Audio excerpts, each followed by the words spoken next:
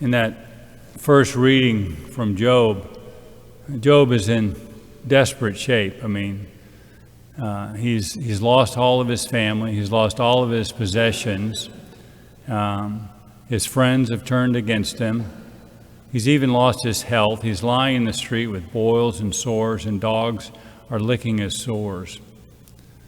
But through all this, he still has hope. He never loses his hope. And we heard that in today's first reading. I'm going to read it to it again. It says, "And from my flesh I shall see God. My inmost being is consumed with longing for God, to see God." It expresses that hope. So the question is, how in the world, through all that horrible suffering and predicament that Job's in, does he maintain hope? And I think the reason or the answer is he's in constant contact with God. He shares everything with God. He's talking to him. He's got this communication going back and forth. He's dialoguing with God. He's talking about his anxieties, his pain, his suffering. He even questions God. And somehow, through all this suffering, the hope that Job has is made incredibly firm and very authentic.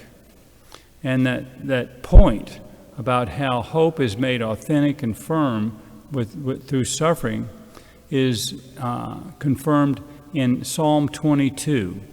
We didn't read it today, but you'll recognize it when I say the first couple of words for it. It's said by Jesus when he's on the cross. He begins to say Psalm 22. It says, my God, why have you abandoned me?" Just like Job starts off with, talking about how he's suffering in today's reading.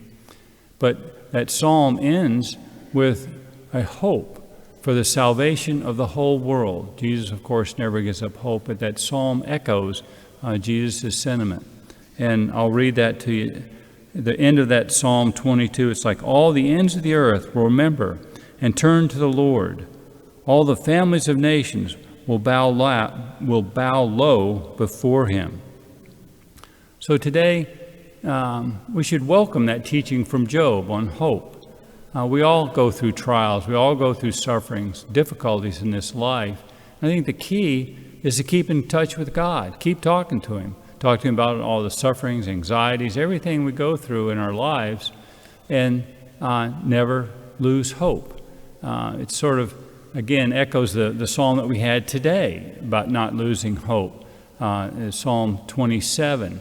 And the words of that psalm are, "I believe that I shall see the Lord. Wait for the Lord with courage. Be stout-hearted and wait for the Lord." So I guess to sum up the lesson, the teaching that we can get from Job, it's never give up hope. Always stay in constant contact with God. Talk to him. Pray to him. Amen.